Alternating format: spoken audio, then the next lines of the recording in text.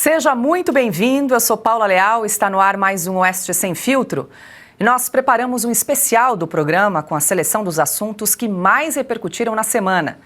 Reunimos os melhores momentos, as análises mais afiadas, os debates mais importantes que pautaram o noticiário.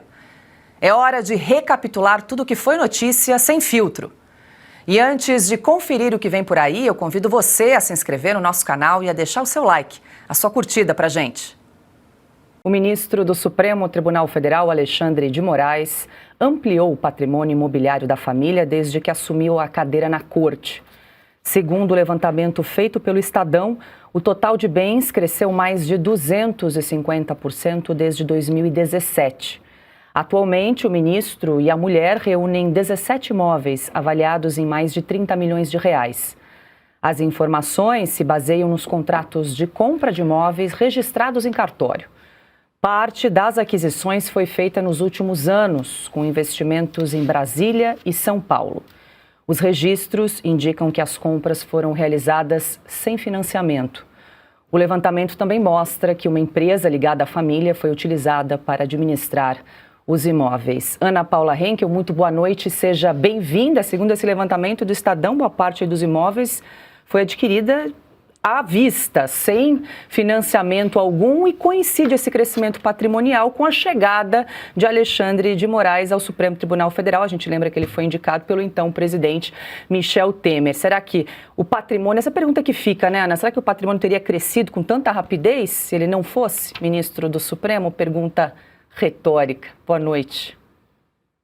Exatamente, Paula, pergunta retórica. Boa noite, professor Marcília Piotto, querido mestre Augusto, e boa noite à nossa audiência maravilhosa, começando a semana com a gente. Paula, o mais impressionante dessa notícia, enquanto você lia, é a história do sem financiamento.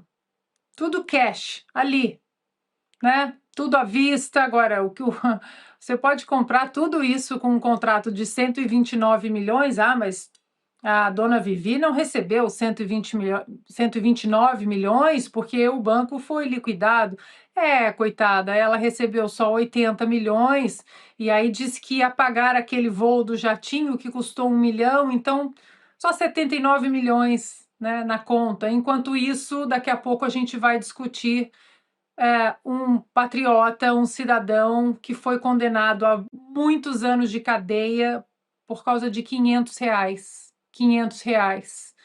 Se nós já não atingimos o ápice da nossa loucura institucional, a notícia de hoje é mais um ponto nisso, de que Alexandre de Moraes agora amplia o patrimônio imobiliário em 266% em 5 anos.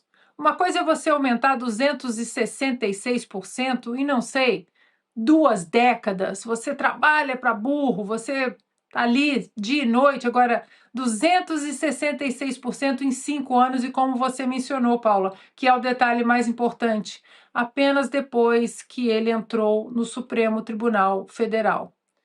A pergunta segue a mesma. Muita gente no chat fala, né, mas e aí, o que nós vamos fazer? Nós vamos ter que eleger senadores altivos, corajosos, porque não dá mais para a gente ficar do jeito que está. André Marcília, boa noite. 17 imóveis, mais de 30 milhões de reais. Esse foi o levantamento do Estadão, considerando os registros em cartório de imóveis. É possível que tenha talvez até mais imóveis, que tenha apenas a escritura, aguardando um registro, sem insinuações, mas já é um baita patrimônio, crescimento patrimonial em 5 anos. Marcília, boa noite. Um baita patrimônio. Boa noite Paula, boa noite Piotto, boa noite Ana, mestre Augusto. Boa noite a toda a audiência. Pois é, então, primeiro que esses são os imóveis que estão registrados, como você bem lembrou. E outra, esses são os valores que foram registrados desses imóveis, porque também é o seguinte, você tem um registro, um valor de registro de imóvel e depois na venda aquilo é o dobro, o triplo. O valor venal é outra coisa. É outra coisa. Então esses 31,5 milhões pagos nesses imóveis, eles podem significar 60, 90 milhões em termos de patrimônio real aqui para a família Moraes, né? Para o casal Moraes. Agora, você partir, ainda que a gente pegue só os 31,5, você partir de 8 milhões de patrimônio para 31,5 em 5 anos é qualquer coisa, não é? Para você, aí você fala assim, não, mas é que eles ganharam na loteria, eles se tornaram, abriram uma indústria. Não, uma parte do casal tem um escritório de 10 advogados que, em termos de tamanho de escritório, é um escritório pequeno, médio porte, não tem nem perto da possibilidade de chegar a um valor como esse de lucro nesse tempo todo. Não tem, a menor chance, né? E a outra parte, que é o Moraes, ganha R$46 mil por mês. Como é que dá para ganhar R$46 mil por mês? Uma peça do casal e a outra peça do casal tem um escritório de pequeno, médio porte e acumularem esse patrimônio em 5 anos de 31,5 no baixo, né? Porque, repito, isso pode ser o dobro ou o triplo na contagem real desse patrimônio. E pior, como é que pode, como essas pessoas, esse casal pode, ganhando isso que eles ganham, pagar tudo à vista?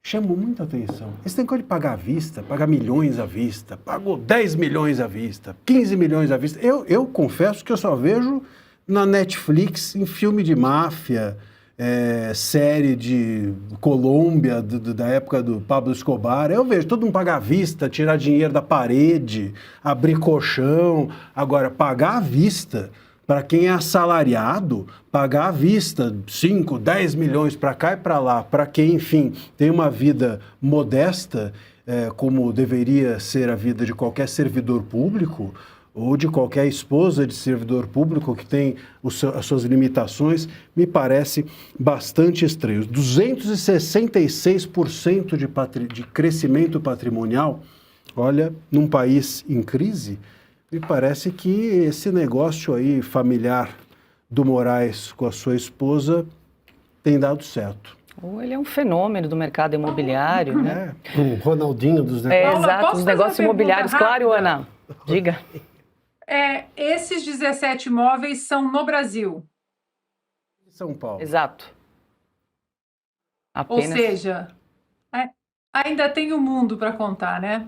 Exatamente, esse foi o levantamento do Estadão, considerando apenas as duas praças, São Paulo e Brasília. Piotr, boa noite. Só para acrescentar mais um dado, mais uma informação em relação à evolução patrimonial, né, de 2017, que salta de 8 milhões para mais de 30 milhões desses imóveis, e desde que o marido se tornou ministro, a doutora Vivi, também teve um salto no número de ações que correm, que tramitam aí nas instâncias superiores. Saltou de 27 para 152 ações, esse levantamento também feito pelo Estadão, considerando ações tramitando no Supremo e no STJ, Superior Tribunal de Justiça. Ela se tornou a jurista, digamos, mais badalada do momento. Boa noite, Paula, boa noite, Marcília, Augusto, Ana, todos que nos acompanham. Sobre este, digamos, interesse no escritório da dona Viviane, vale lembrar, em 2023, o plenário do Supremo Tribunal Federal declarou inconstitucional uma regra do Código de Processo Civil que impedia juízes de atuarem em processos de escritórios de parentes ou cônjuges. Bom, agora pode. Mas nós estamos falando só de 2023. Claro que o marido no Supremo sempre é um marido no Supremo, ou um pai no Supremo, ou alguma coisa no Supremo. Num Supremo que não estava, como está nesse momento, na mira de qualquer movimento que preze pela ética no país. Mas vou além. Veja só que momento nós estamos vivendo. Se um crescimento patrimonial desse fosse percebido num parlamentar da Câmara, um deputado, ou um senador, ou um ministro do Executivo, ou qualquer secretário de Estado, vereador, prefeito... Um réu do dia 8. Um réu do dia 8, então, estava preso de ponta cabeça. Nós teríamos remédios para isso. Para políticos, provavelmente, isso já estaria sendo questionado, mas questionado com processos em andamento. Nós ainda temos um problema de como, dentro da legislação brasileira, enfrentar abusos de arbítrios ou coisas que precisem ser mais bem investigadas de ministros do Supremo Tribunal Federal. Tem uma casta que a Constituição até previu ali algum remédio, que é justamente processos de investigação, de impeachment, dentro do Senado da República. mas que os senadores não conseguem, ou pelo menos a maioria não consegue, não se consegue fazer uma maioria para ir adiante. A maioria ainda tem medo do Supremo, esse é o fato. Ou seja, para qualquer outro cidadão brasileiro, uma evolução patrimonial como essa, suspeita, ou pelo menos digna de uma boa investigação, seria o suficiente para acabar com a carreira ou fazer aquele sujeito prestar esclarecimentos. Não se vê isso ou nenhuma preocupação disso por parte da família do ministro, dele ou da esposa. Também esse crescimento exponencial no interesse pelo escritório dela chama atenção, até porque até outro dia ninguém sabia exatamente qual era o conhecimento em direito da dona Viviane. Nós sabemos quem são os advogados mais prestigiados do país, os escritórios que, por exemplo, atraem clientes naturalmente, porque tem taxa de sucesso muito alta, porque tem juristas competentes, advogados com causas relevantes e, obviamente, vitoriosos. Ou seja, gente que publicou, fez alguma coisa no direito que chame a atenção de alguém que precisa de um advogado. Mas eu volto só ao ponto final, ao ponto inicial, para terminar esse meu primeiro comentário.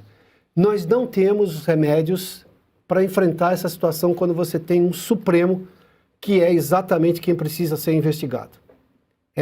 O Congresso nós já resolvemos, o Presidente da República já empichamos 2, mas não se faz nada, não se tem hoje, e a única ferramenta é essa, e o Senado não dá nenhuma amostra de que vá adiante com isso, a começar do presidente Davi Alcolumbre.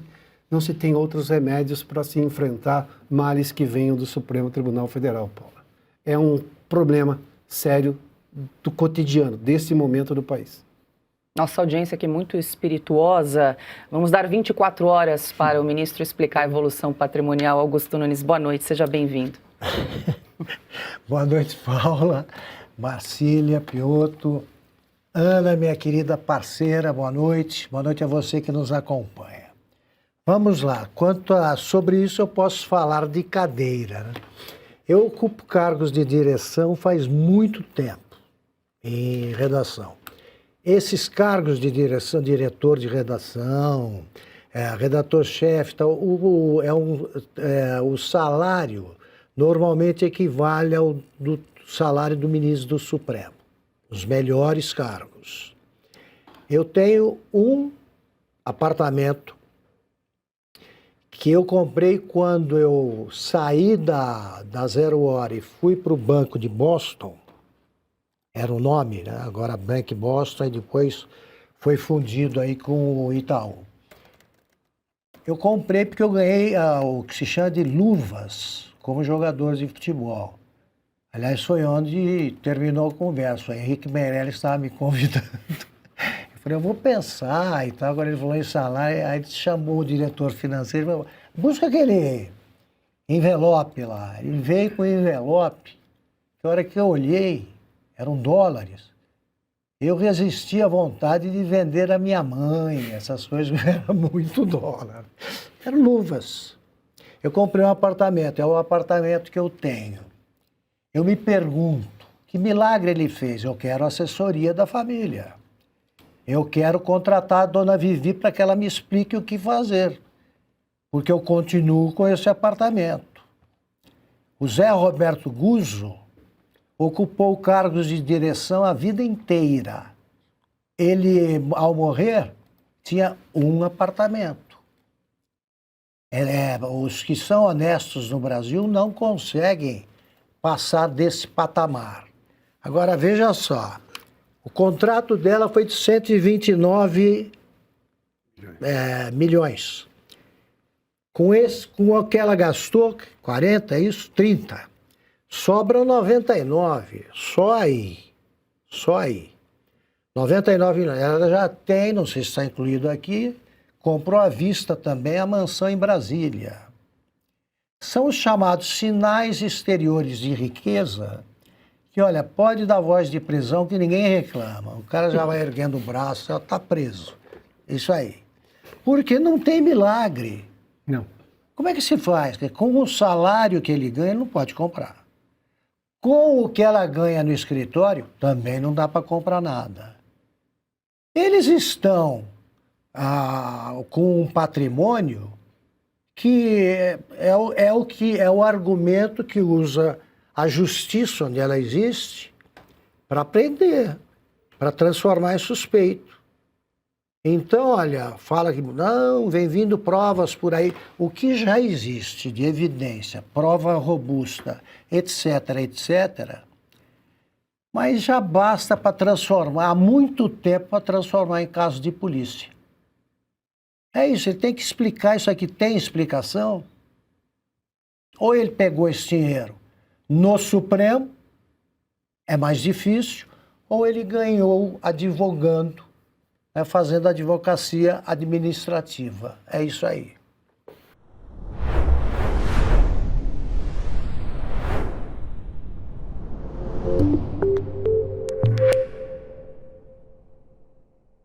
Agora eu quero falar com você sobre Red Silver, as panelas que não precisa de óleo e traz a facilidade para a saúde e para sua casa. Você sabia que aquele pouquinho de óleo de todos os dias na comida, a médio e longo prazo, pode sim provocar ganho de peso, pressão alta e até doenças do coração?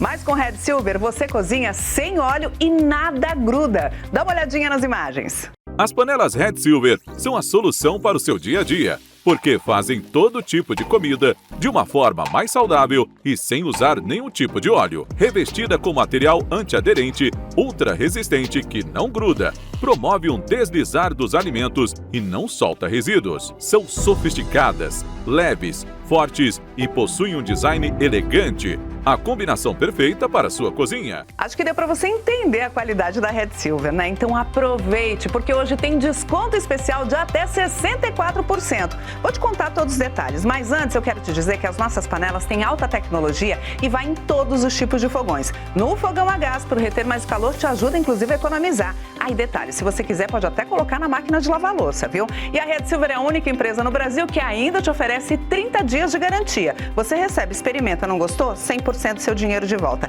E vamos embora pro preço, ó. Atenção, porque a gente começa com este primeiro kit, que é o nosso kit padrão. São 8 peças no total, panela mais tampa, por apenas 12 parcelinhas de R$ 62,25. Mas não para por aí não, ó. Você pode optar pelo kit família com R$ 10 a mais na parcela, ou seja, 12 de R$ 72,25 você agrega esta forma, que é maravilhosa e tem a mesma tecnologia, e mais a frigideira de 28 centímetros. Tudo isso no endereço que você determinar. E de presente o jogo de facas de aço inox revestimento Red Silver. Então aproveite! Através do QR Code você pode acessar também o nosso site redsilver.com.br/oeste ou ainda pelo nosso WhatsApp 11 97661 8704.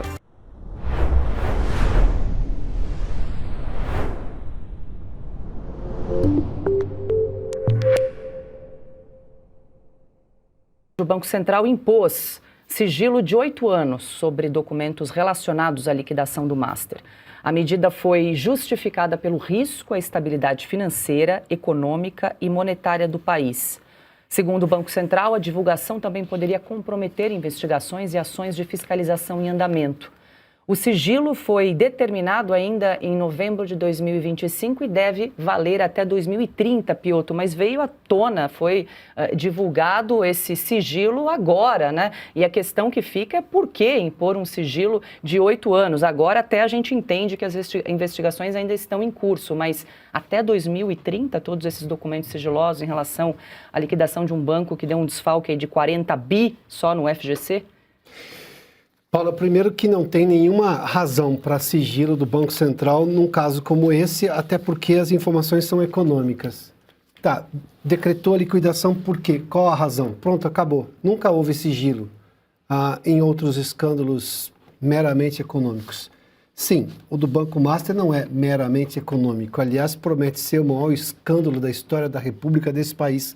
Se o Vorcaro contar tudo o que sabe e pelo que você tem de informações, ele talvez faça a delação do fim do mundo, mas aí dependeria também de como o Supremo vai processar isso. Estou falando o Supremo e a Procuradoria-Geral da República.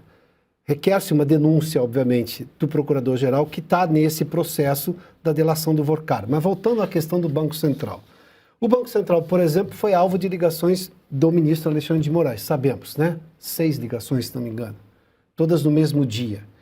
Por que que o Banco Central não explica meramente, então, qual foi o assunto do ministro Alexandre de Moraes para o presidente do Banco Central? Com o dever de falar a verdade por parte do Banco Central. O ministro disse que era questões da lei Magnitsky. Por enquanto, ninguém acreditou nessa história. Mas tudo bem, pode ser a verdade. Agora, eu preciso que a outra parte também fale. Aliás, o ministro Toffoli, quando ainda estava mandando no caso do Master, decretou ou determinou uma cariação. Do jeito Toffoli de ser, ele decretou ou determinou uma cariação sem antes ter, digamos, divergência, sem ter ouvido pessoas que tivessem uma versão divergente. Esse é o momento, então. Vamos fazer uma cariação entre o ministro e, obviamente, o Banco Central. Ou o Banco Central explica o que aconteceu. Não, mas agora tem um sigilo de 8 anos sobre documentos relacionados à decretação de liquidação extrajudicial do Banco Master. Tá, qual é o seguinte, qual é o motivo disso, qual é a explicação? Ah, mas a explicação é que isso poderia trazer problemas ao sistema financeiro nacional. De onde sai uma informação como essa? É um banco liquidado já. Aliás, se souber com transparência qual foi a razão, isso passa um aviso ao mercado. Olha onde está a conduta errada que pode gerar, sim, o processo de liquidação por parte do Banco Central. É simples. Agora, pegou moda esse negócio, né, no país. Toda hora tem sigilo, sigilo. O Lula, por exemplo, é o maior dono de sigilo. Sigilo para tudo. Sem contar os inquéritos sigilosos do próprio ministro Alexandre de Moraes dentro do Supremo. Até o filho dele ele botou em sigilo. Também tem O sigilo? Lula botou o Lulinha em sigilo, ninguém escuta, mas... Deixa eu passar para a Ana, só para a gente lembrar, nessa imposição do sigilo, a gente está comentando hoje, dia 6 de abril, mas ocorreu lá em novembro de 2025 e quem decretou esse sigilo foi o presidente do Banco Central, o Gabriel Galípolo, que tem muito o que explicar. Pois é. Agora, 8 anos... 8 anos não é... Perdoem-me, mas eu não acredito que 8 anos seja um prazo técnico. 8 anos, isso é um prazo político também. Agora, é curioso porque o discurso deles é exatamente o de proteger o sistema, né, o sistema democrático, o sistema financeiro, mas o que protege o sistema democrático, o sistema financeiro, é transparência. E não falta de transparência. Então, parece que a gente segue o mesmo roteiro quando tem esse tipo de situação no Brasil, que é o quê? Intervenção. Agora eles, né, colocaram aí a intervenção e falaram, estabeleceram 8 anos. Aí vem o sigilo, aí vem o silêncio absoluto, e aí, puf, o esquecimento. Ninguém mais fala nisso porque é tanta coisa acontecendo no Brasil. Então isso é muito, isso não é proteção, isso é blindagem. Isso é blindagem, pura blindagem. Porque confiança no sistema, a gente, principalmente no sistema financeiro, a gente não constrói com segredo. É a mesma coisa do sicário. Se quer confiança numa morte suspeita, não é com segredo. 1 mês depois, é com transparência. Então, essa coisa de proteção para o sistema financeiro, 8 anos de sigilo, é sigilo político, é blindagem para cair no esquecimento. Augusto. Sigilo no Brasil. Então vamos lá, lembrar algumas frases e coisas práticas. Ninguém leu. Para ser sigilo absoluto, ninguém pode ler. O cara que decretou, que sugeriu, ele não leu. Se leu, não contou para ninguém. Então, de novo, vou lembrar as frases do Golbery. Segredo só guarda quem não sabe. E a segunda, todo grande amigo tem um grande amigo. Então, olha, vou contar para você porque você é meu amigo, hein? Aí você fala a mesma coisa para outro, vai girando aí, no fim das contas, a praça toda fica sabendo. O presidente do Banco Central não teve nem a curiosidade de ler. Vocês acham, aqui, na revista Oeste, fala, olha aqui, vamos combinar que as matérias, as reportagens, antes de ficarem prontas, vão ficar em sigilo. Ninguém vai ler? Ninguém vai ler e ninguém vai comentar, se for o caso? É evidente que isso aí é para impedir que os honestos leiam ou tenham acesso às provas do crime. Só isso, para dificultar. Dificultar. Por que 8 anos?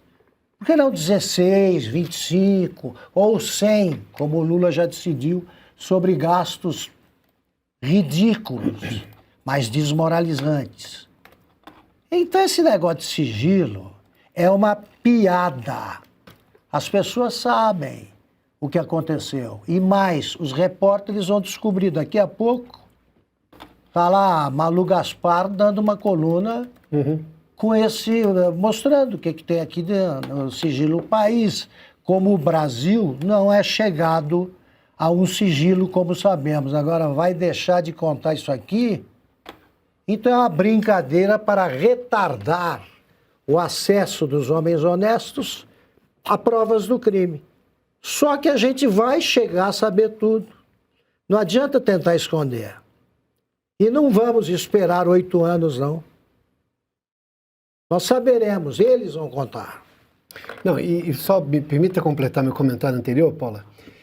O Gabriel Galípolo já, digamos, fugiu do debate, o presidente do Banco Central indicado pelo Lula, que substituiu o Roberto Campos Neto. Ele está perdendo uma oportunidade de defender a instituição. Antes de tudo, o Banco Central foi questionado de o porquê só naquele momento tomou a decisão da liquidação. Ou seja, o Banco Central também precisa se explicar de o porquê demorou ou não. Ele pode dar uma explicação técnica. Quando ele coloca sigilo, ele não quer explicar absolutamente nada. Mas já perdeu a oportunidade de defender a instituição quando o ministro Alexandre de Moraes disse que ligou lá para falar sobre o assunto da Magnitsky. Agora, é um ministro que, neste momento, está acusado até o pescoço de uma série de envolvimentos. E lá ele colocou as conversas sob sigilo. Exatamente. Também. E aí o Gabriel Galípolo não fala nada. O Banco Central não acha que tem que dar explicações à sociedade? Esse é o tipo de coisa que a Comissão de Assuntos Econômicos do Senado, esse é o problema, né? Está na mão de quem? Tem que chamar o presidente do Banco Central para se explicar, porque hoje ninguém pode dizer que pode confiar no Banco Central, porque eu não sei como o Banco Central lidou, de fato, com a liquidação extrajudicial de um banco, que estava envolvido num monte de falcatrua. E outro, a delação do Vorcaro vai ficar sob sigilo? Entra nisso aqui? Não, neste caso não, porque ele está no processo, exatamente. Então você fica sabendo uma parte, que é completada, digamos, por essas informações. Mas é possível que eles vão tentar colocar a delação sob sigilo também. Pois é, vão tentar colocar. E o desembargador do Tribunal Regional Federal da Primeira Região, Newton Ramos, concedeu uma liminar favorável ao filho do ministro do Supremo Tribunal Federal, Cássio Nunes Marques. A decisão foi tomada há cerca de um mês depois de uma viagem em que os dois estiveram juntos em Maceió. Segundo reportagem do Estadão, o voo foi organizado por uma advogada ligada ao Banco Master. O filho do ministro, o advogado Kevin de Carvalho Marques, atuava num processo que discutia uma interdição feita pela Agência Nacional do Petróleo. Mesmo não sendo o relator original, o desembargador teria atuado como substituto e concedido a liminar. O magistrado afirmou que não há impedimento legal no caso. O advogado Kevin de Carvalho Marques tem 25 anos e informa no seu site ter tido mais de 500 clientes e resolvido pelo menos 1.000 processos num ano de exercício da advocacia. É o outro Ronaldinho da advocacia, Marcília. E só curiosidade, a Oeste também publicou esses detalhes porque estava ali no site, ele tem um site chamado kevinmarques.com.br, Kevin com K. E o endereço profissional do Kevin... Cássio. Exato, mas eu vou chegar lá, olha só, localizado no Lago Sul de Brasília, é o local de trabalho da tia, a Karine Nunes Marques, também com K. Neste mesmo escritório do Kevin e da Karine, Marcília, Piotto, Augusto, Ana e Audiência, também abriga o escritório do Carson de Carvalho Marques, que é o irmão gêmeo do Kevin. Com K. Também com K, todos com K. Marcília, eu queria saber só, entre outras coisas, quantos processos o Marcília resolveu em um ano. Olha, você ficou famoso até umas horas depois do caso da revista. Ele falou que ele resolveu 1.000 em um ano? Ele falou que resolveu, e aí conseguiu 500 clientes. Eu não resolvi 1.000 até hoje. Marcília, você não é um nem consegui 500 clientes. Imagine um ano de OAB. Esse é o gênio da gênio. Eu acho até que, eu tenho dito isso, se juntar o filho do Nunes Marques com a mulher do Moraes, não precisa ter mais advogado no Brasil. Eles... concorrência. Acabaram, derrubaram a banca, quebraram a banca. Né? Não tem. Eu acho que até podia botar como presidente da OAB o filho do Nunes Marques e vice a mulher do Moraes e pronto, eles são os únicos advogados, são também presidentes da OAB e acabou a advocacia no país. Não precisa mais de advogado. Os dois dão conta da advocacia toda. 500 clientes em um ano de OAB. Em um ano de OAB, sabe o que você faz? Você fica esfregando a barriga. Se você é um advogado sério, se você é um advogado que, enfim, começa como todo mundo começa, de baixo, você, com um ano de OAB, está esfregando a sua barriga no balcão ali de fórum, entendeu? Ficando ali, gastando sola de sapato para correr para cima e para baixo, tomando pito de juiz, tomando bronca de serventuário, o cara perde o teu processo, você vai atrás, etc. Claro, isso numa advocacia normal, não é? Que ainda hoje acontece com toda a digitalização, é assim ainda que ocorre no dia a dia da advocacia, sobretudo pelo Brasil afora, né? Não nas grandes capitais apenas. Então, isso é uma loucura, não existe esse negócio de 500 clientes em um ano. Não existe, simplesmente não existe. Isso é tão irreal quanto um contrato de 129 milhões de honorários. Ganhar 1.000 processos em um ano é tão irreal quanto... Veja, é até impossível. 1.000 processos... Por dia? Quantos por dia? Tem 300 dias, você ganha 3 por dia. Isso sábado e domingo e feriados. Não existe. Isso é uma completa loucura. E o pior dessa história é que olha onde o Nunes Marques se meteu, né? Então a gente tem Nunes Marques viajando para uma festa de casamento. Essa festa de casamento, ela foi organizada, a viagem no avião do Vorcaro foi organizada por uma advogada que é casada com um desembargador que é amigo do Nunes Marques, e essa advogada é advogada do Vorcaro no STJ.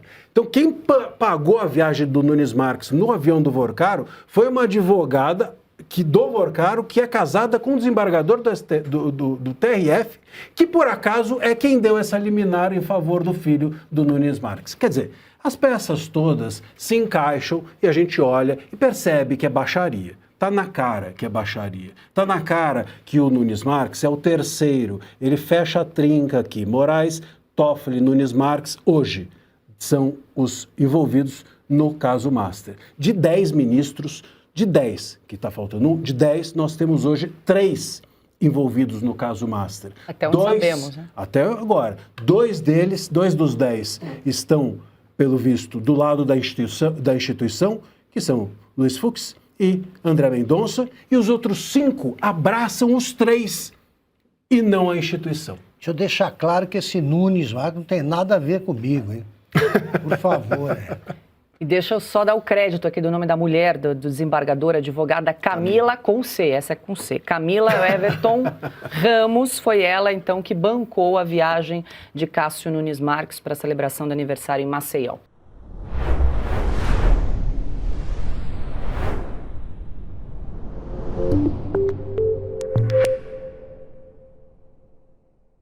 Agora eu quero falar com você sobre Red Silver, as panelas que não precisa de óleo e traz a facilidade para a saúde e para a sua casa. Você sabia que aquele pouquinho de óleo de todos os dias na comida, a médio e longo prazo, pode sim provocar ganho de peso, pressão alta e até doenças do coração?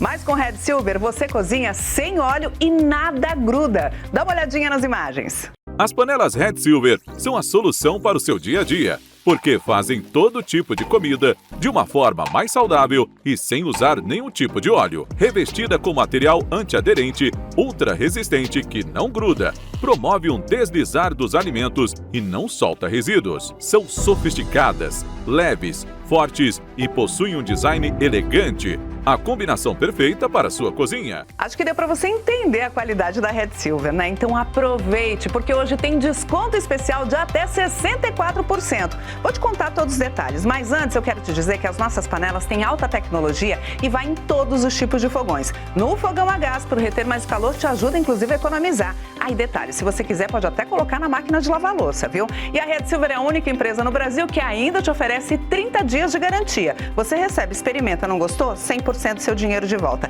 E vamos embora pro preço, ó. Atenção, porque a gente começa com este primeiro kit, que é o nosso kit padrão. São 8 peças no total, panela mais tampa, por apenas 12 parcelinhas de R$ 62,25. Mas não para por aí não, ó. Você pode optar pelo kit família com R$10 a mais na parcela, ou seja, 12 de R$ 72,25 você agrega esta forma, que é maravilhosa e tem a mesma tecnologia, e mais a frigideira de 28 centímetros. Tudo isso no endereço que você determinar. E de presente o jogo de facas de aço inox revestimento Red Silver. Então aproveite. Através do QR Code você pode acessar também o nosso site redsilver.com.br/oeste ou ainda pelo nosso WhatsApp 11 97661 8704.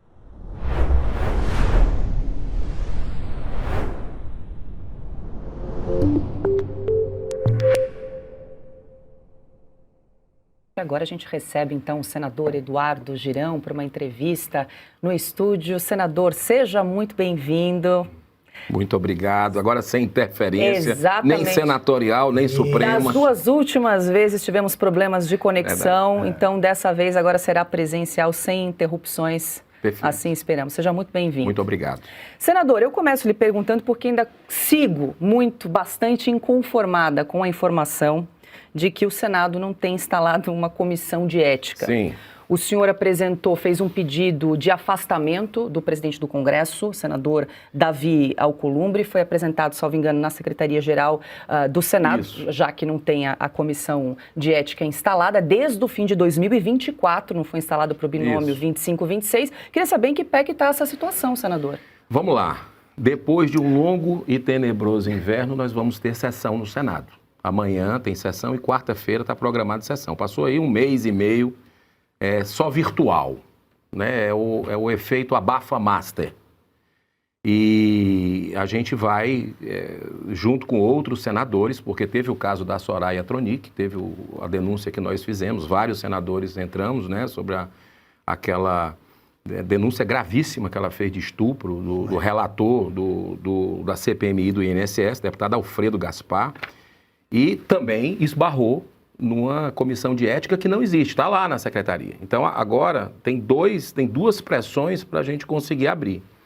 Se o presidente Davi Alcolumbre, que não deu nenhum sinal, né, ele não está nem aí, na verdade, para nada disso, não fizer nada essa semana, nós vamos ter que entrar no STF, o STF determinar, olha que vergonha, para o STF determinar que o Senado abra uma comissão de ética.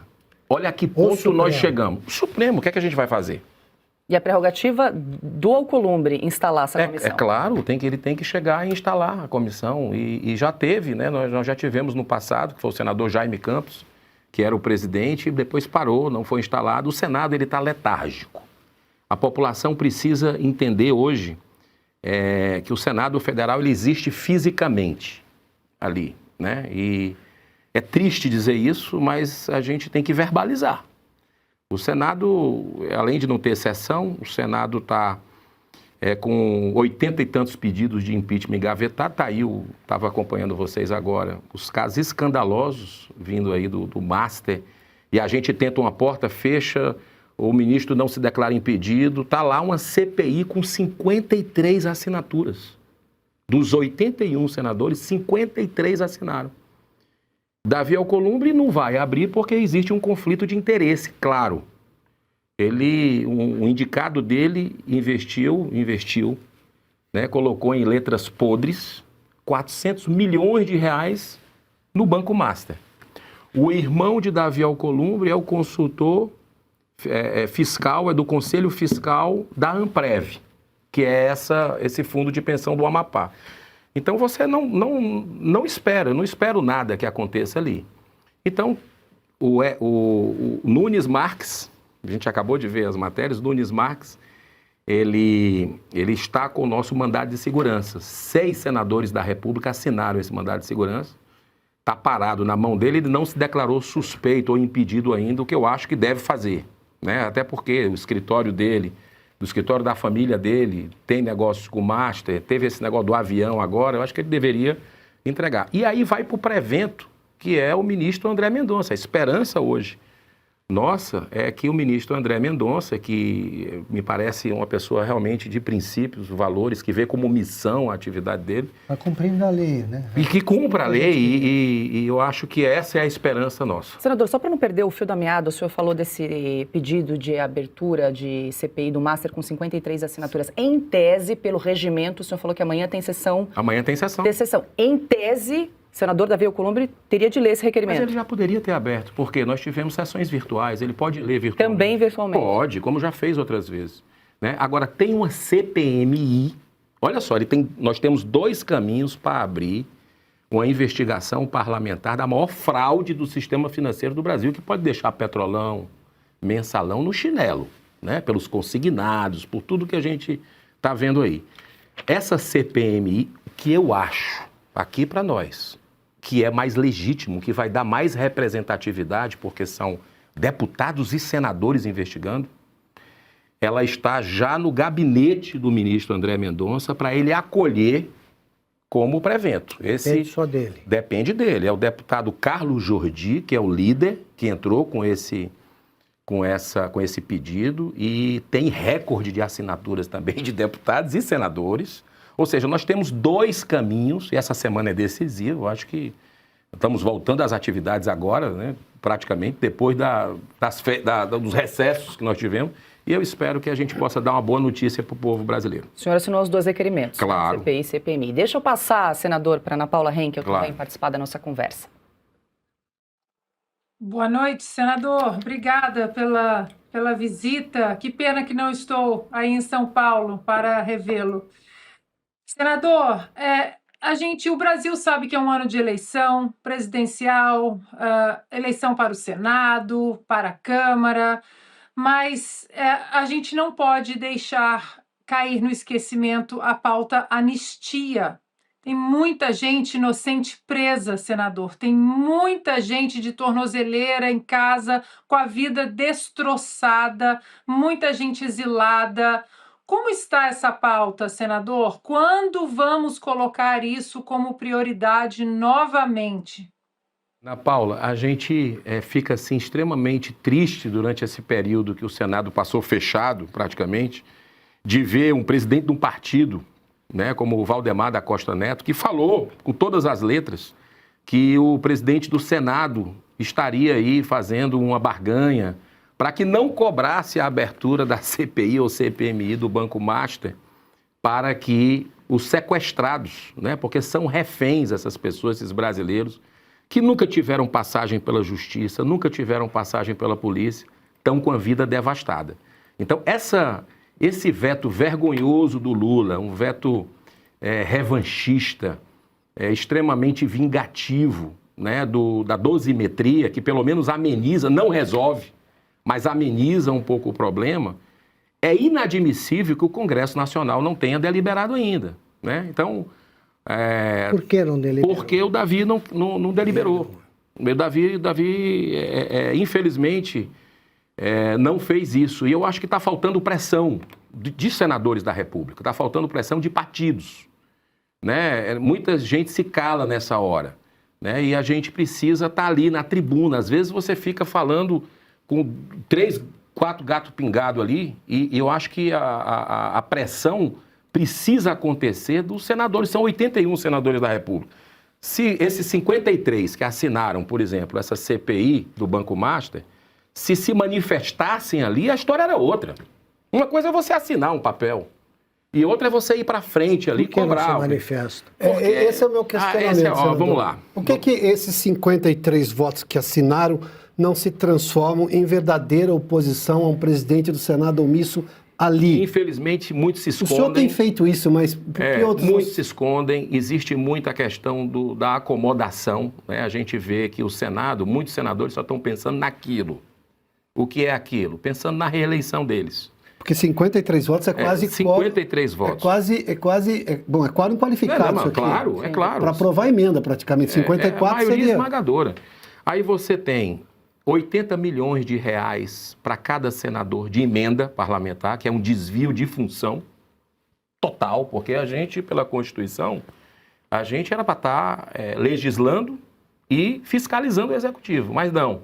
Nós estamos ordenando despesas ali nos estados, são 80 milhões por ano. Você multiplica por 8 anos de Senado, para um brasileiro querer entrar no Senado, é um milagre acontecer se ele vai com um senador para a reeleição. Eu sou terminantemente contra a reeleição, né? E a gente percebe que, fora os cargos, né? Muitos têm cargos, presidência do Senado é muito cargo para lá, cargo para cá. Então, para enfrentar o presidente do Senado, são poucos os que fazem, né? E a população tem um poder muito importante e está exercendo. A gente percebe isso. Furou a bolha, cobrando os parlamentares nesse momento importante da nação. Senador, desculpa insistir nesse ponto do Piotr, mas por quê? Porque enfrentar o presidente do Senado me parece, nesse momento, algo que daria voto para esses senadores. Eu ia perguntar. Né? Quer dizer, qual o receio? A Se medo? pensam naquilo, né? Se pensam naquilo, então por que não colocar o alcolumbre na parede? Só para complementar, eu sei que o senhor circula pelas ruas de Fortaleza sem problema nenhum. Sim. Muito Quem está contra isso aí não tem tanta facilidade. O senhor acha, eles acham que isso aí dá voto, essa omissão? Olha, vamos lá. Hoje a gente tem, por exemplo, eu fui até o final contra o Davi Alcolumbre, né? Eu e o senador Marcos Pontes, a gente tem que fazer justiça em relação a isso, contra o partido dele. E não tem as digitais a eleição do Davi Alcolumbre. Então, muitos, eu acho, que ficam naquele coleguismo, um corporativismo que é muito ruim nesse momento, que não estão pressionando. Eu acho que o tempo já passou, mas tem perdas. Na hora que você vai para um enfrentamento, você começa a virar alvo. O senhor acha que tem senador com medo do Eu acho que Alcolumbre? tem receio. Eu acho que tem receio porque não é o Alcolumbre. Eu vejo que é um regime que a gente está enfrentando ali. Alguns ministros do STF, você vê que durante a eleição de presidente do Senado, a grande mídia reportou ligações de ministro do Supremo querendo interferir no voto de senadores. A PEC do fim das decisões monocráticas foi isso. Está parada na Câmara até hoje. Nós aprovamos por 4 votos no Senado Federal. Muitos ministros do Supremo ligando ali para os senadores na hora do voto. Então, existe uma promiscuidade muito grande de um poder em relação à interferência no outro poder, que esse tipo de coisa só vai acabar quando o Brasil tiver vamos dizer, o que eu acredito que seja pedagógico, um pedido de impeachment apenas. Se a gente analisar um pedido de impeachment, tudo muda no Brasil. Cada um volta para o seu quadrado e aí nós vamos ter a volta do reequilíbrio entre os poderes, né? Da separação entre os poderes e, efetivamente, a volta da democracia ao nosso Brasil. Ana, tem mais pergunta para o senador Eduardo Girão? Bom, a pergunta que é o que não falta para o senador Girão. O Brasil está passando por momentos turbulentos, não é, senador? Já há alguns anos. Queria ouvir do senhor o que o senhor está vendo diante...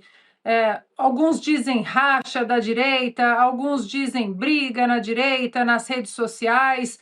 E apesar do próprio Flávio Bolsonaro, acho que já fez 2 ou 3 vídeos pedindo pacificação, pedindo união, que nós temos um problema muito grande que é o Lula, que é o que o PT fez com o Brasil. Queria saber da opinião do senhor, porque o Flávio já vem insistindo muito no pedido de pacificação, mas parece que não está acontecendo. Ana, ótimo você ter colocado isso. Nesse final de semana, nessa Páscoa, eu fiquei me perguntando, poxa, o nosso adversário é outro, né? Por que essa treta? Por que esse questionamento de pessoas inteligentes? Pessoas que têm uma história bonita, né, na política brasileira, que têm uma base forte ideológica, que têm conhecimento. E o que eu digo para você é que nós estamos passando uma provação muito grande, não é no Brasil, é uma provação mundial, né? O mundo está em ebulição, a gente vê aí essa questão da vaidade, do orgulho muito exacerbado e assim, eu acredito que tem que colocar a bola no chão, né? O nosso adversário é outro, é outro. A gente vê o governo Lula destroçando o país sobre todos os aspectos. Está aí os Correios quebrados, né? A gente está vendo aí o que aconteceu com os aposentados, pensionistas, viúvas, órfãos.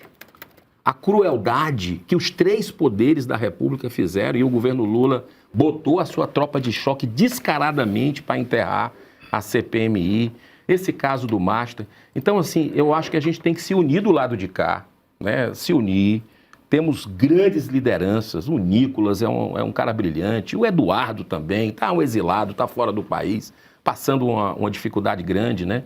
E a gente tem ótimos nomes à presidência da República, né? O Flávio, meu colega, é um cara preparado, um Zema, que tem uma folha de serviço prestado no Executivo, né? Pegou terra arrasada pelo PT, liquidado, cortou privilégio, fez o que tem que ser feito, né?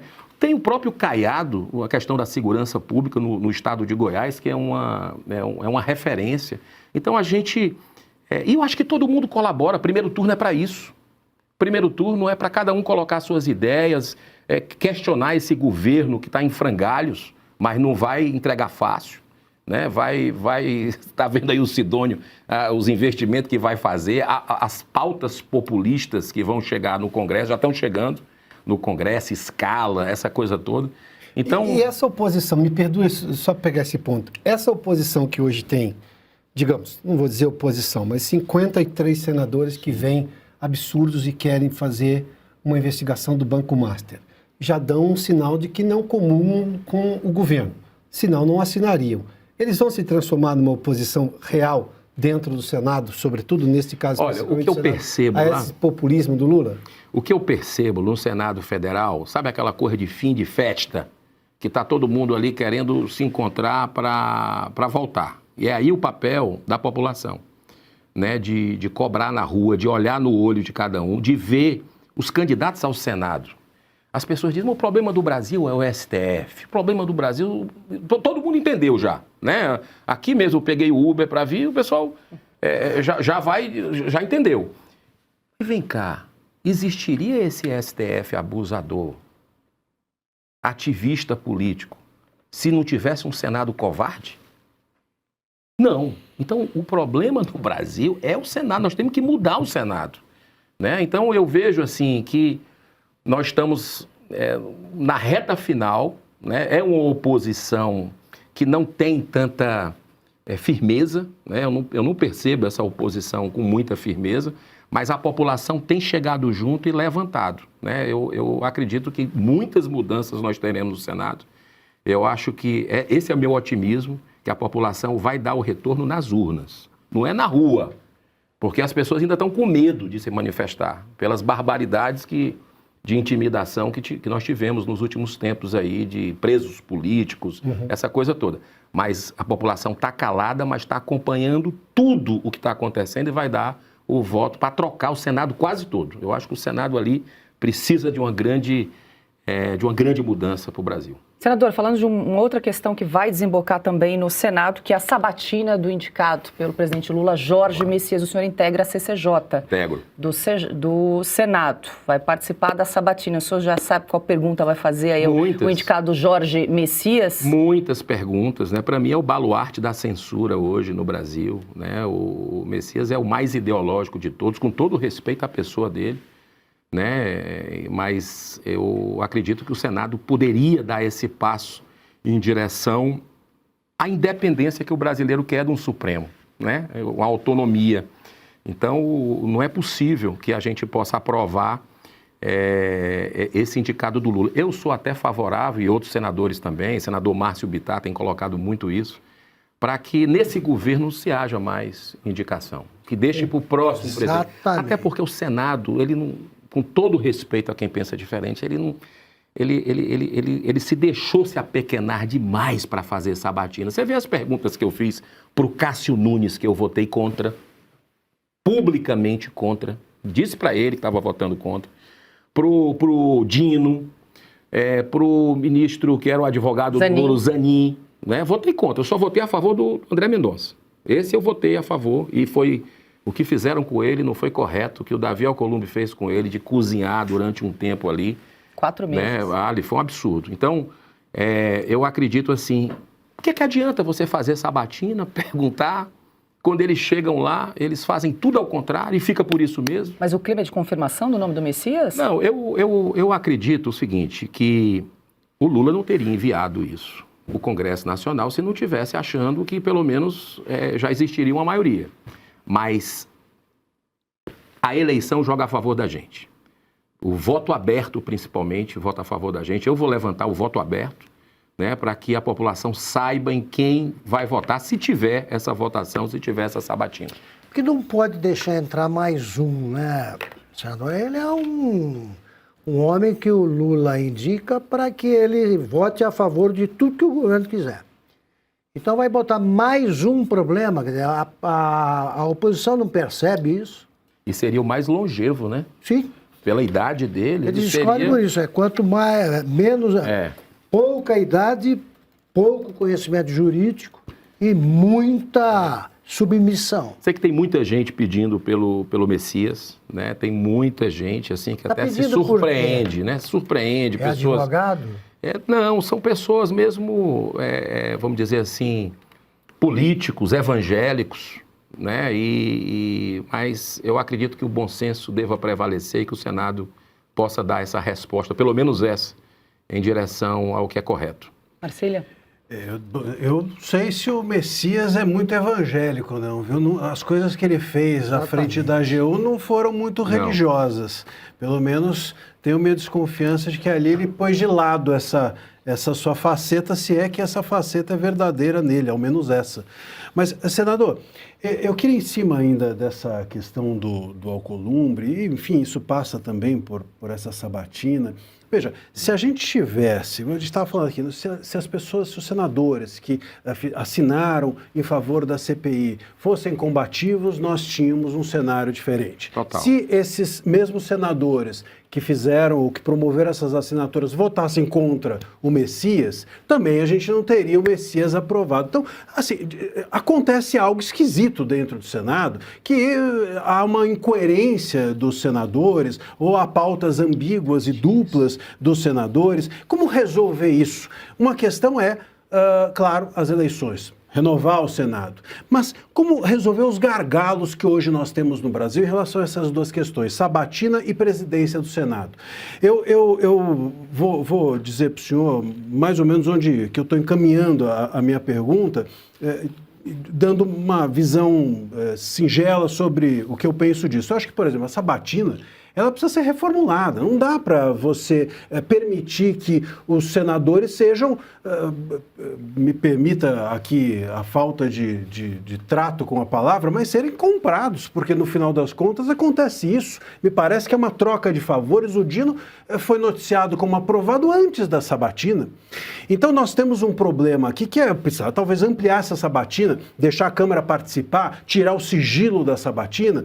Em relação ao Alcolumbre, talvez a gente precise fazer com que a oposição entenda que precisa tomar essa cadeira da presidência para que ela consiga dar as cartas, se ela essa cadeira é tão poderosa. Enfim, como resolver esses gargalos que nós temos hoje dentro do Senado, vamos lá. Que é uma sabatina viciada e que é uma presidência ultrapoderosa. Temos pouco tempo, hein? Porque essa resposta daria um programa inteiro, senador. É verdade. Tem alguns caminhos, um processo de escolha diferente. É importante, né, que o Brasil amadureça nesse caminho de mandato para ministro de Supremo, né, e um processo diferente, né, que não seja tão político. Esse negócio de você... está acontecendo nos estados aí, os governadores indicando suas esposas, né? É uma coisa assim surreal. Como é que vai? Claro que vai aprovar dos correligionários, né? Então ali é um jogo de cartas marcadas, né? E isso é muito ruim. Eu acho que o processo de escolha tem que ser diferente, né? O que a gente vê no CNJ hoje é perseguição a quem procura fazer o trabalho corretamente. Tem que repensar o Brasil. Eu acho que a gente tem que fazer uma reestruturação, uma reforma do judiciário. Eu acho que a primeira atividade da próxima legislatura deveria se debruçar sobre uma reforma do judiciário. O Alcolumbre, para mim, perdeu a legitimidade, perdeu a questão moral de estar à frente ali do Senado Federal. O vice-presidente deveria, pelo menos, tocar esses pedidos de CPI, ele deveria sair para o vice-presidente, que é inclusive do PL, né, que poderia deliberar sobre isso, já que existe um conflito de interesse entre o Davi e essas situações. E a gente tem que realmente... o Senado tem que ter uma postura completamente diferente, né, com esses novos 54 senadores, né, que vão entrar. São 2/3 renovados, né, e eu espero que a maioria seja, e estou com muita fé e esperança que isso vai acontecer, porque nós chegamos no limite, né, quando a gente vê esses contratos de 129 milhões, pode até ser legal, porque eles dizem que são legal, mas é imoral, né, não tem condição de continuar desse jeito. Então o Brasil precisa virar essa página. Piotr também tem pergunta e a gente ultrapassa aí as 70 mil telas acompanhando essa entrevista com o senador Eduardo Girão. Diga, Piotr. Senador, 2 rápidas perguntas. Uma eventual deposição do senador Davi Alcolumbre por se negar a trabalhar e a convocar o Congresso, por exemplo, sendo que tem vetos para serem analisados, passaria pela Comissão de Ética? E uma segunda rápida pergunta. Como é que o Senado aprovou a questão da misoginia, que tem muita gente discutindo ainda? Boa. Porque a Câmara já disse que vai reagir, sem contar uma reação imensa nas redes sociais de mulheres completamente, digamos, estupefatas com o projeto que é um projeto fascista aquilo. Persegue pessoas com penas completamente desproporcionais e por aí vai. Com certeza. Como o senhor votou? Eu votei a favor. Foi todo mundo que votou a favor. Eu errei, né? Eu acho que não tem que arrumar desculpa. De chegar e dizer, foi por isso, foi uma armadilha. Não existe isso. Ali foi o seguinte, nós apostamos numa estratégia equivocada, confiamos em quem não deveria confiar, para que fosse por unanimidade o texto principal e a gente mudasse no destaque votado, e aí uma mudança considerável, colocando a questão cultural, jornalística, religiosa, mudava totalmente o projeto. E na hora lá, o Davi, mas aí a responsabilidade é nossa, né? A gente era para ter, quando ele desfez, a gente era para ter botado o voto contra. E aí a gente esperou no destaque e 8 senadores, eu inclusive, votei pelo destaque para mudar o texto, mas nós perdemos porque era sessão virtual. Então ali foi um erro que a Câmara vai consertar, não tenho a menor dúvida que houve um despertar na Câmara dos Deputados. E eu peço desculpas aqui, né, pelo meu voto. Eu já fiquei muitas vezes votando sozinho, né?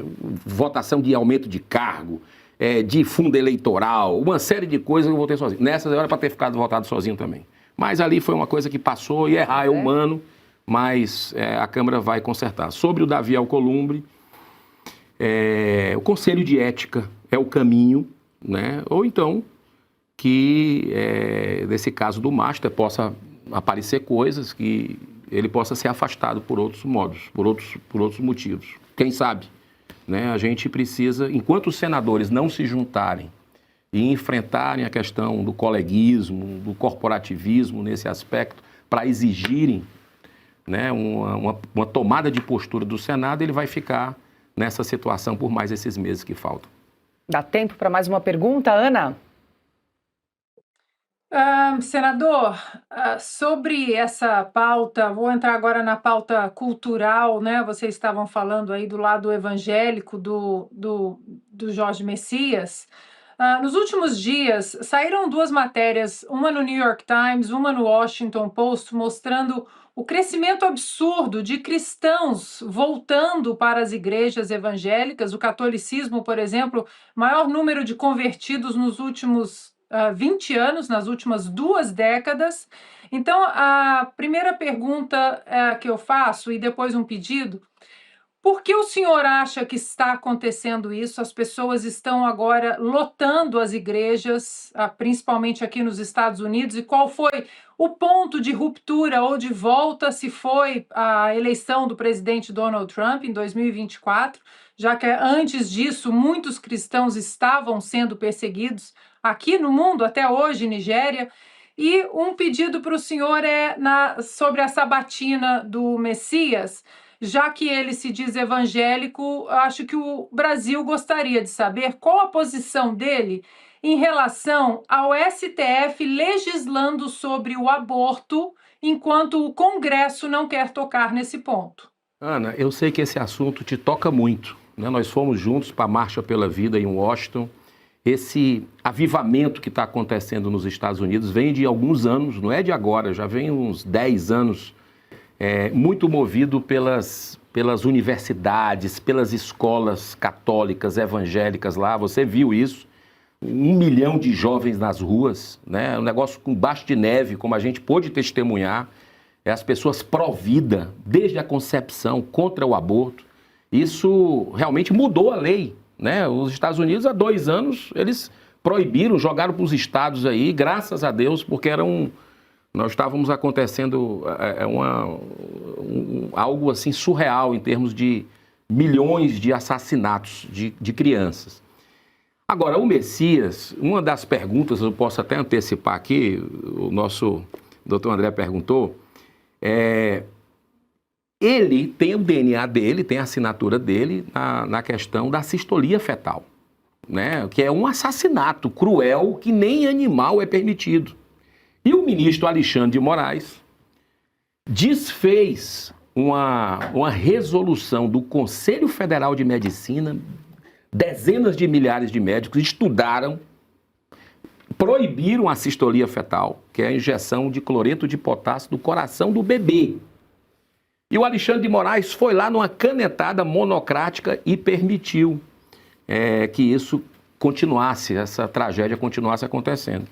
E o Messias, que se diz evangélico, foi lá e deu cabimento ao Alexandre de Moraes, né?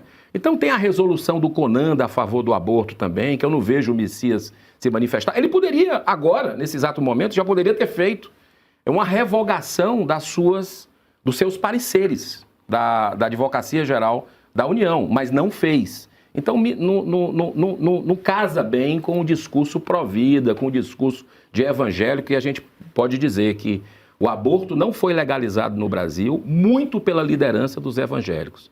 A maconha não foi liberada no Brasil, pelo menos no Congresso, o STF, com seu ativismo, faz o que quer, mas no Congresso não, por causa dos evangélicos. Então, é uma das perguntas que eu tenho para ele, se ele fosse abatinado. Senador, rapidamente, o senhor encerra o seu mandato como senador, Sim. final deste ano, pelo Ceará. Quais são os planos para Olha, as eleições de 2026? Vamos lá, eu sou contra a reeleição, até estou bem nas pesquisas lá, me colocaram na Paraná Pesquisas com 33%, praticamente encaminhada a reeleição para o Senado, mas sou contra, e eu acho que político tem que... as pessoas têm que entender que político tem palavra e tem princípios. Então, coloquei meu nome agora para o governo do estado, né, do Ceará. Não tem nenhum candidato da direita, só eu, né? Inclusive o PL está se debandando para o lado do Ciro Gomes, que é esquerda, né?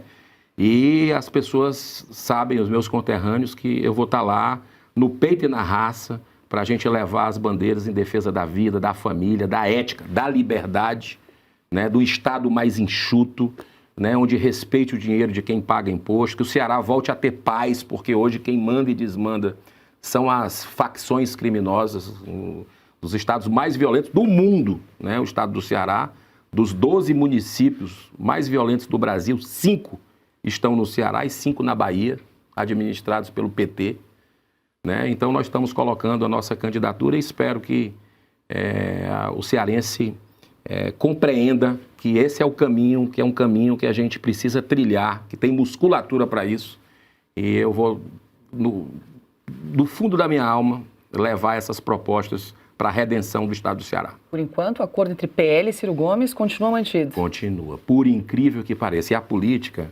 Paula, é uma coerência, né? A política é um tripé.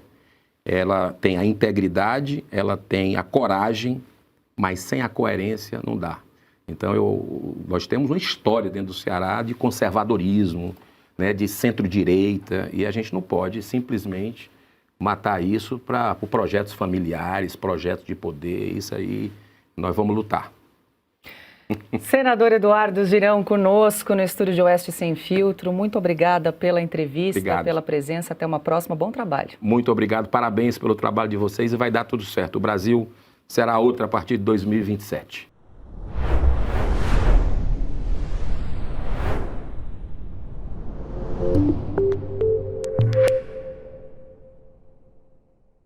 Agora eu quero falar com você sobre Red Silver, as panelas que não precisa de óleo e traz a facilidade para a saúde e para sua casa. Você sabia que aquele pouquinho de óleo de todos os dias na comida, a médio e longo prazo, pode sim provocar ganho de peso, pressão alta e até doenças do coração?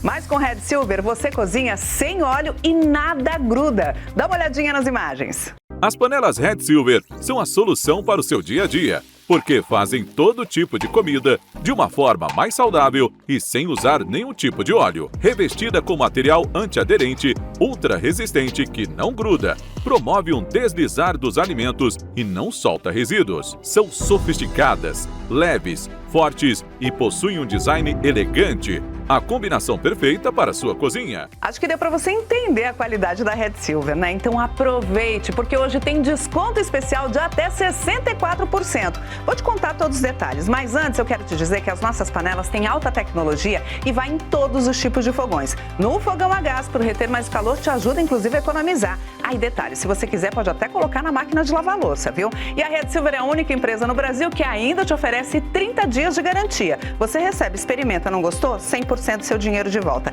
E vamos embora pro preço, ó. Atenção, porque a gente começa com este primeiro kit, que é o nosso kit padrão. São 8 peças no total, panela mais tampa, por apenas 12 parcelinhas de R$ 62,25. Mas não para por aí não, ó. Você pode optar pelo kit família com R$ 10 a mais na parcela, ou seja, 12 de R$ 72,25 você agrega esta forma, que é maravilhosa e tem a mesma tecnologia, e mais a frigideira de 28 centímetros. Tudo isso no endereço que você determinar. E de presente o jogo de facas de aço inox revestimento Red Silver. Então aproveite! Através do QR Code você pode acessar também o nosso site redsilver.com.br/oeste ou ainda pelo nosso WhatsApp 11 97661 8704.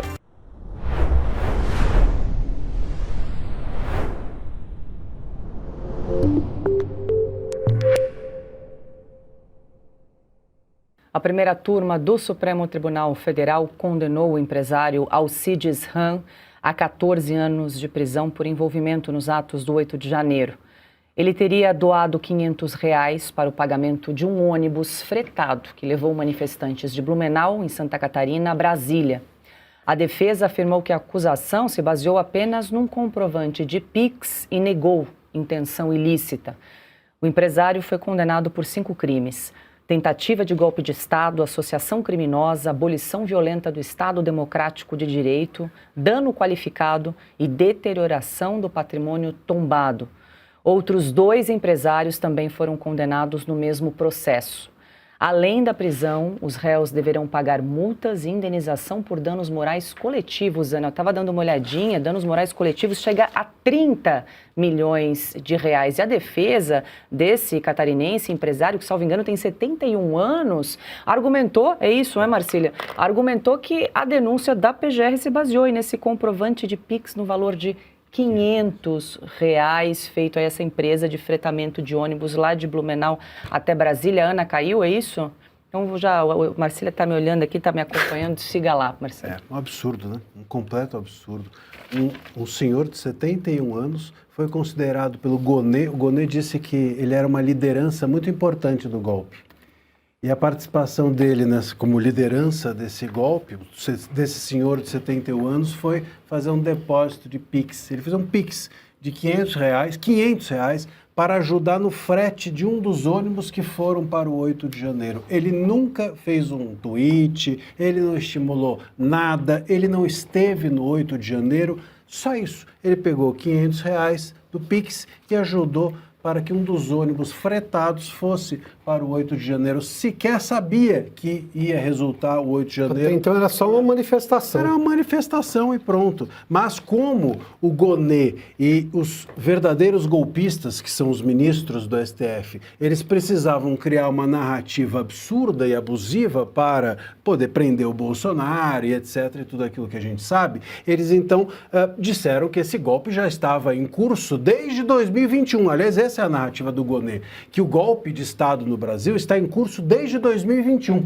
Portanto, desde quando o Bolsonaro estava no governo, eles estavam tramando o golpe. Então, todos eles estavam desde então tramando. Esse senhor de 71 anos devia estar desde 2021 falando assim, será que eu faço um Pix de 500 ou de 400? O que será mais abusivo? Como será que eu tomarei o poder? Com um Pix de 350 ou será que eu coloco 600? Essa é a cabeça das pessoas que ocupam o poder. Eu fiz uma conta, o poder no STF, eu fiz uma conta rápida e se você pegar R$500 e dividir por 14 anos, que foi a pena que esse senhor... Porque isso é uma pena de morte. 71 anos, né? E você é condenado a 14 anos, não é pena, isso é pena de morte. Eu fiz a conta aqui, dá mais ou menos R$35 para cada ano. Então, cada ano, ele pegou um ano de prisão para cada R$35 que ele doou. Essa é a cabeça de um ministro que ganhou 129 milhões de reais do Master, que é um banco de bandido, um banco assaltante, para não fazer nada. Exatamente, não fazer nada, Piotr, porque ele não foi a Brasília, ele não quebrou nada, ele não cometeu nenhum ato de violência e foi condenado por dano e deterioração do patrimônio tombado, além de associação criminosa. Olha, eu sou de uma cidade do interior. Tinha rifa na praça, o cara vendia rifa. Olha, isso aqui é uma rifa para ajudar as pessoas a irem a tal lugar. Bom, num país democrático se supõe que um ônibus que vai sair daqui e levar manifestantes a Brasília é uma coisa absolutamente natural, até previsível. O poder de reunião é garantido pela Constituição. As pessoas se cotizam e ajudam, com 10, com 20, ele deu 500, poderia ter dado 1.000. Até então, não é financiador de ato terrorista. Nada, é o tipo de coisa que alguém faria mesmo de forma desavisada, porque quem pediu às vezes é conhecido dele, é o tipo de confiança que se tem nas cidades, em qualquer lugar, em qualquer grupo de pessoas. Pode ser numa cidade grande, numa capital ou em cidades pequenas. Aí vem, Marcília, acho que já foi ao ponto, eu não vou nem ir adiante mais, porque isso está muito claro. Criou-se essa tese lá de 2021 para tentar justificar toda e qualquer medida abusiva e arbitrária, que é persecutória. Nós temos hoje um Supremo que é ditatorial e há muito tempo. Mas o detalhe é que esta parte, desculpa, eu tenho que voltar a esse ponto, esta parte do Brasil e da imprensa e do mundo jurídico que está espantado em ver o Toffoli, em ver o Alexandre de Moraes e agora também o Cássio Nunes Marques com K, com questões levantadas e envolvimentos ou supostos envolvimentos com o Banco Master, esta imprensa, essa sociedade não se incomodava com esses presos do dia 8, nunca se incomodou, mesmo com o Supremo atropelando a Constituição. Aliás, o Supremo bateu de pau na Constituição, convenhamos, foi uma surra que deu na Constituição. Nada disso poderia ter acontecido se minimamente a Constituição fosse seguida, e não foi seguida. Alguém tem em alguma data previsível de que o ministro Moraes vai encerrar o inquérito 4781? Ninguém tem. Sabe por quê? Porque ele não vai encerrar. O Fachin saiu com a informação de que não, ele me disse que vai encerrar. Ele tinha prometido ao Barroso, o antecessor do Fachin também, não encerrou. Primeiro que não tem que encerrar, aquilo precisa ser anulado de ofício, porque aquilo está ilegal desde o começo. Esta seria uma medida, digamos, autossaneadora do próprio Supremo Tribunal Federal. Mas a exceção do André Mendonça, que está fazendo o trabalho dele em relação ao Banco Master e também o voto do Fux durante o processo lá da trama golpista e do voto dele naquele momento em relação ao presidente Bolsonaro, ainda quando ele fazia parte da primeira turma, algum outro ministro se mexe em relação a isso? Nada. Dos 10, 8 votaram contra o prosseguimento de uma CPMI que estava apurando roubo de aposentados. Não só o Congresso não está investigando mais agora por causa disso. 8 ministros supremos não quiseram votar para prolongamento de uma CPI, que, convenhamos, deveria ser uma coisa meramente protocolar, como era até outro dia. Neste caso, o Supremo se posicionou contrário. Diga, Augusto. Bom, os ministros que têm vergonha na cara, né, que hoje acho que se limitam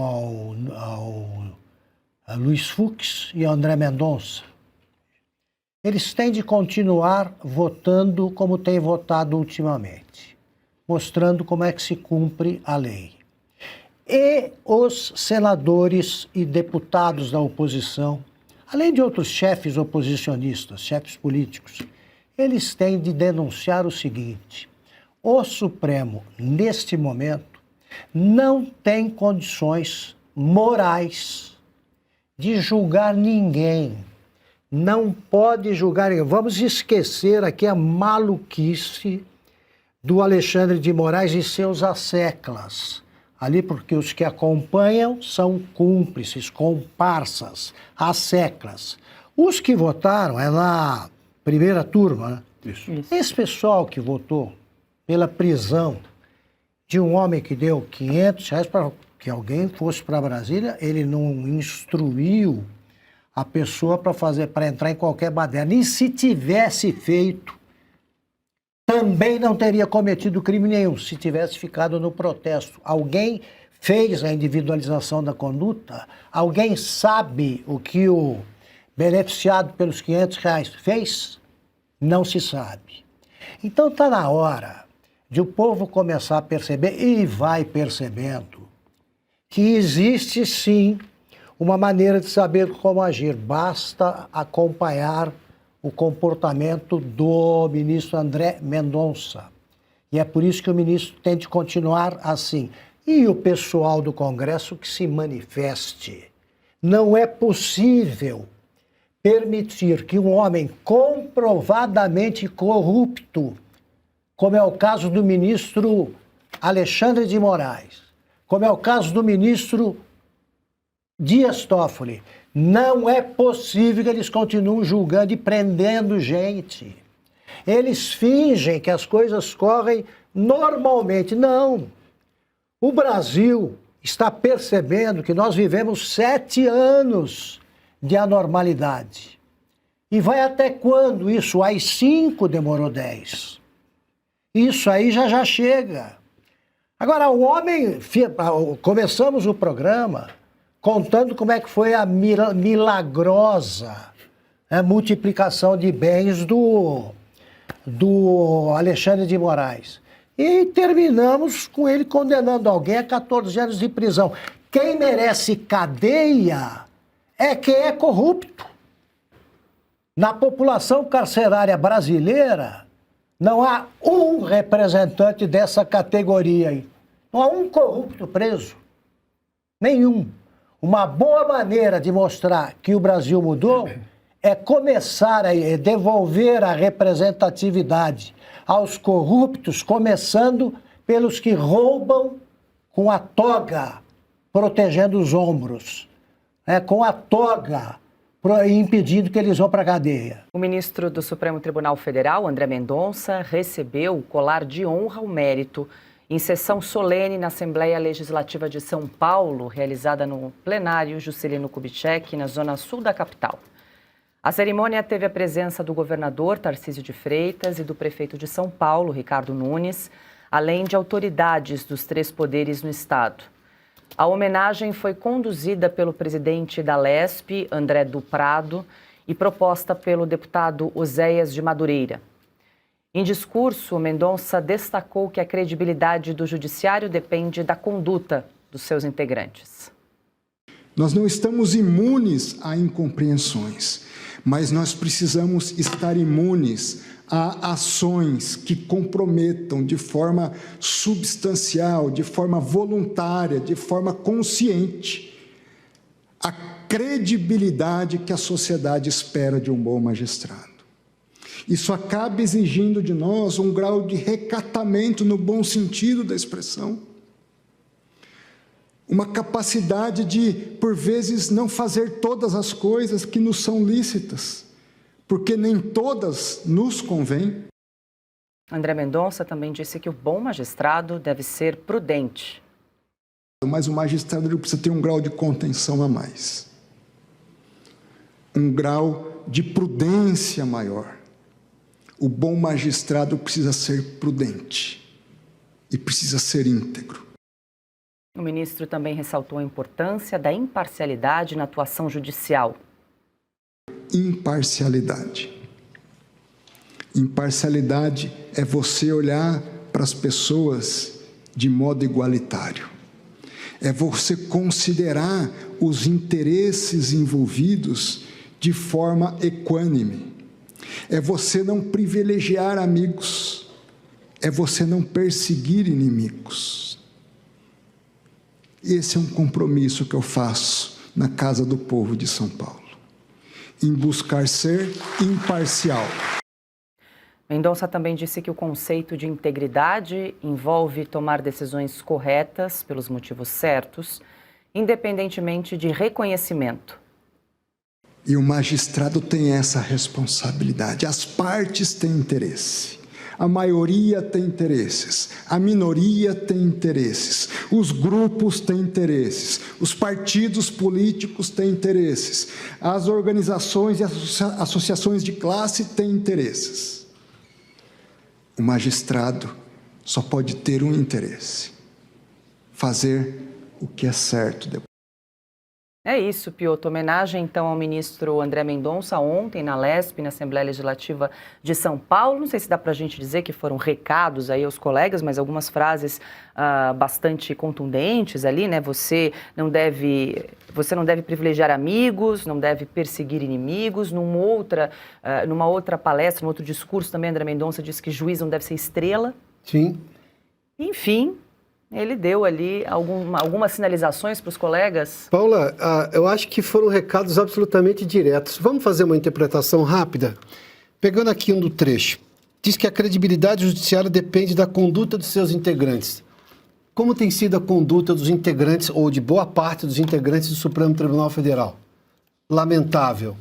Basta ver as declarações tanto do Moraes, as declarações, por exemplo, do Flávio Dino, as declarações que nós vimos recentemente. A Carmen Lúcia, 200 milhões de pequenos tiranos. Isso lá é declaração de ministro do Supremo. Esse recado foi para o Supremo Tribunal Federal. Vamos lá, o outro ponto. Um bom magistrado deve ser prudente. O ministro Moraes acabou de condenar. Prudente, eu vou acrescentar uma palavra aqui também. E equilibrado. Ele acabou de condenar um sujeito, um brasileiro, que doou R$500 para pagar o ônibus que levaria manifestações para o dia 8, que até então era só uma manifestação que a democracia prevê. E ainda assim foi uma manifestação. Embora tenha descambado para aquilo, e ainda assim só aquilo. A gente viu os indígenas colocando fogo na esplanada dos ministérios, e cadê a tal vigilância do Supremo? Outro recado direto para o Supremo Tribunal Federal. Mais uma comparação. O ministro André Mendonça ressaltou a importância da imparcialidade da atuação judicial. O que dizia o Barroso? Derrotamos o bolsonarismo. O que disse, por exemplo, antes de entrar no Supremo Tribunal Federal, que deveria ser um impedimento para ele julgar casos envolvendo o presidente Bolsonaro, o ministro Flávio Dino, que comparou o capeta, o demônio, ou seja lá, qualquer coisa, o ex-presidente. Muito bem. O advogado do Lula julgou o caso. Estou falando do Zanin, transformado em ministro supremo. Outro recado direto, objetivamente direto ao Supremo Tribunal Federal. E depois, essa última frase agora, que a integridade envolve tomar decisões corretas pelos motivos certos, ou seja, seguir a Constituição, apenas seguir a Constituição, independentemente de reconhecimento. Os ministros eram comemorados em alguns programas de televisão de debates, em que, mandou um kkkk aqui, ou seja, estavam todos, digamos, cheios de si, porque estavam sendo citados, mesmo que veladamente, sem revelação de nomes, porque tinham tomado essa ou aquela decisão contra, por exemplo, o ex-presidente Bolsonaro, ou o grupo do presidente Bolsonaro, contra conservadores, que também eram contra esses jornalistas. Os recados foram absolutamente diretos. Claro que ele evita citar nomes, até porque se ele citasse nomes, ele vai se declarar impedido para julgar um caso em que, por exemplo, tem ali um ex-ministro ou um ministro, colega dele da corte, colega no sentido de fazer parte apenas da mesma corte. Mas deu recados que precisam ser dados, sim. Augusto. Olha só, o Piotr já identificou os destinatários dos recados com perfeição, é isso aí. Agora, veja a que ponto chegamos. Sim. Num país normal, um discurso como ele fez, como o do Mendonça, seria visto como um desfile de truísmos ou platitudes. Sim. O juiz tem que ser imparcial. Um juiz não pode se precipitar. O juiz... E aqui é um tremendo recado, Sim. que é mais uma prova de que o país está do avesso e o Supremo se perdeu. Se perdeu, porque quando você precisa dizer isso, Você está dizendo a alguma pessoa maior de idade, olha aqui, se você estiver num penhasco, aí não tem nenhuma cerca, não chegue muito perto, ou não se jogue, porque não tem enredo embaixo. É isso que ele está dizendo. São coisas que não mereceriam, num país normal, nenhum destaque. Aqui, valem manchete, porque o Supremo parou de fazer o básico. O Supremo, o trabalho foi tão deturpado de tal forma que o Supremo deixou de ser um tribunal. Não é um tribunal confiável, deixou de ser um tribunal. E essa edição especial de Oeste Sem Filtro fica por aqui. Lembre-se de fazer a sua inscrição no canal da Revista Oeste, de ativar as notificações e deixar o seu like. Muito obrigada pela sua companhia e até a próxima.